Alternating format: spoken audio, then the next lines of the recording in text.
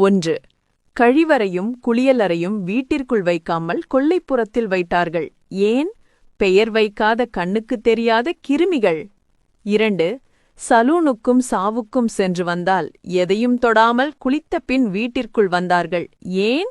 கிருமிகள். 3. செருப்பை வீட்டின் வெளியே விட்டார்கள். ஏன்? கிருமிகள். 4.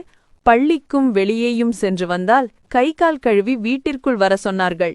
ஏன்? கிருமிகள். 5. பிறந்தாலோ இறந்தாலோ தீட்டு என்று 10-16 நாட்கள் தனிமைப்படுத்தினர். ஏன்? கிருமிகள். 6. சாவு வீட்டில் சமைக்கக்கூடாது என்றார்கள். ஏன்? கிருமிகள். 7. குடும்பத்திற்கு சமைக்கும் பெண்கள் குளித்துவிட்ட சமைத்தார்கள். ஏன்? கிருமிகள். 8. மாசல் பெருக்கி சாணம் மஞ்சள் தெளித்து கோலமிட்டார்கள். ஏன்? கிருமிகள். 9. மண் செம்பு வெண்கல பாத்திரங்களை உபயோகித்தார்கள். ஏன்? கிருமிகள். 10. வீட்டில் சமைத்த உணவையே பெரும்பாலும் உண்டார்கள். ஏன்? கிருமிகள்.